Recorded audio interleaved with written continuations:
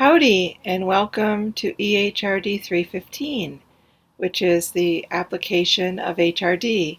And in this course, we're going to be talking about human resource management and all the areas of human resource management. It's my favorite course because I spent over 20 years in this area of human resource management. So I hope you enjoy the course and think about as we go through some areas that you're interested in. So chapter 1 is an introduction, just tells us what HR is all about and what you need to be in HR and that sort of thing. So we're going to talk about HRM and how it's different from HRD and how it's like HRD. We're going to talk about the definition of human resource management. What are some responsibilities of HR departments and what kind of skills do you need to be a good HR manager? We'll also talk about the role of supervisors in HR management. So it's very important how they function with each other. This chapter also talks about ethical issues and careers. So first, what's the difference between HRM and HRD? So you're an HRD major, and people say, gee, what is that? And when you go at Thanksgiving to your grandma's house and your grandma says, gee, what is that you're majoring in? What is that HRD? Are you able to really articulate that? So human resources, when we talk about that, it refers to the people. The human resources are the people. And these are the people that carry out the functions, and they do that in exchange for wages and salaries. If it's a nonprofit, they do it for other rewards. Okay, so organizations have to use resources, and human resources are just part of the total resources in an organization. So we have tangible resources, we have capital and raw materials. Think of if we're making pizzas, for instance. Think about what tangible resources do you need? You need, pizza dough, you need ovens, you need a building, etc. Then we have the less tangible resources. These are the knowledge-based resources. This is where HR fits in.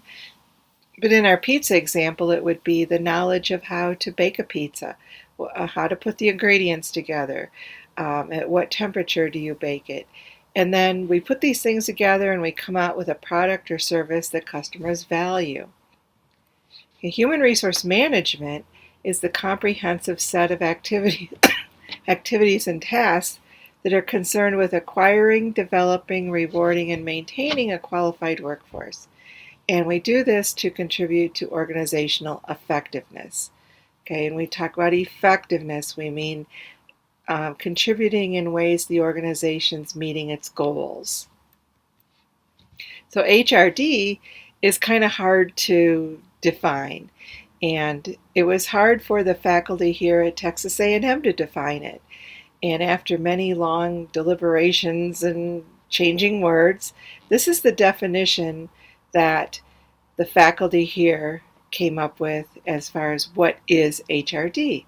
So they said that it's the process of improving learning and performance in individual, group, and organizational contexts through domains of expertise such as lifelong learning, career development, training and development, and organization development. So how is this alike? How is this different? Okay, so if we consider HRM is a management function. Okay, it's part of, when you take management, you'll learn the 4 management functions, planning, organizing, leading, and controlling. So HRM fits in with general discipline of management. Okay, so within management, we have HRM. It's a branch of management concerned with making the best possible use of the organization's human resources. Within HRM is HRD. Hopefully that's where you thought it was. So HRD is an area of HRM, and it's focused on the development of the human resources and how do we improve the performance of people through various programs and interventions. So hopefully now you can explain that to your Nana when you go to Thanksgiving. Okay. Watch the video in the module about happy employees. This is a video of people dancing in a bakery. And think about, do organizations want happy employees? Is that a good thing? Would you want to work in an organization where people were happy? Okay, so watch that video. It's one of my favorite ones. Okay, so why is this important? Why do we care? I think that on the very broad level, you should care because you're going to be an employee someday, if you're probably right now. And as an employee, you need to know your rights in the workplace, and we're going to learn, what are your rights as far as, employment and discrimination and wage and hour and all these different programs that apply. So it's good to know that. Most of you are going to be managers, and you're going to have to be carrying out some part of HR in managing people, whether that be hiring or assessing their performance. I mean, you'll be doing something. Okay, so I think it's important to everybody, to know something about HRM. Okay, so HRM has a very profound effect on an organization. And HR is very unique. Human resources are unique because they're valuable.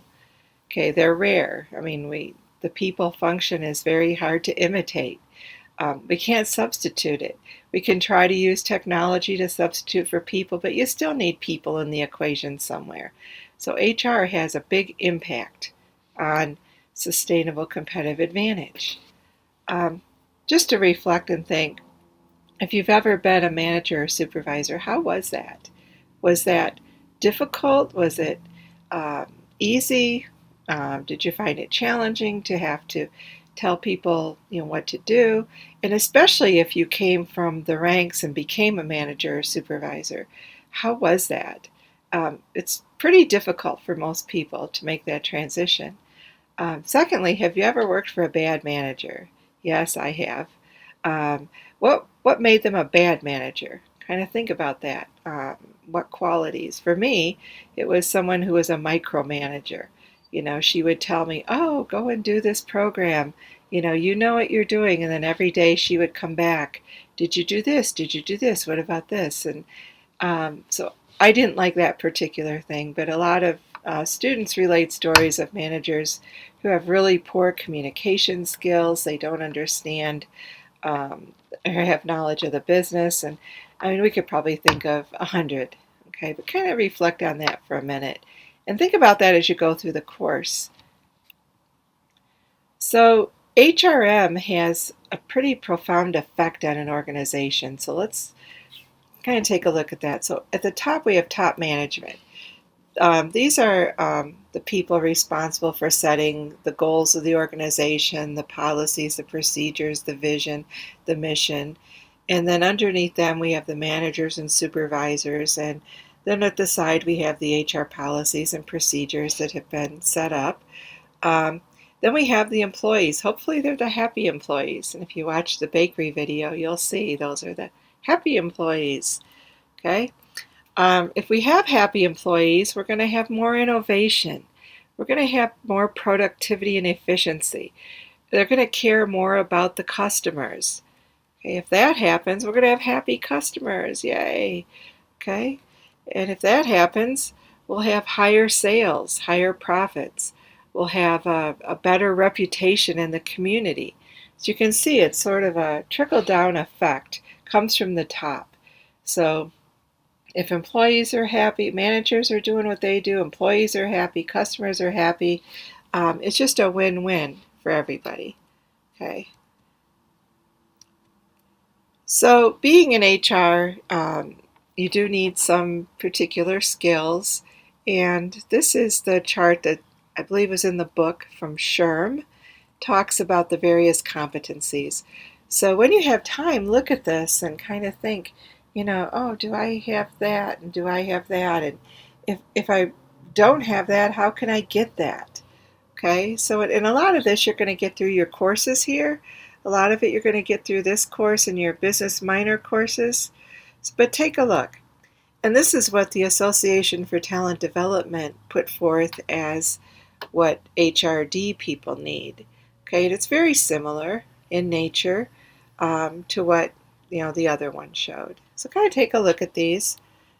Um, do you think that HR people need empathy? I mean, that's an interesting question, and I have an article here that I will post on Canvas, and take a look at that and see what you think.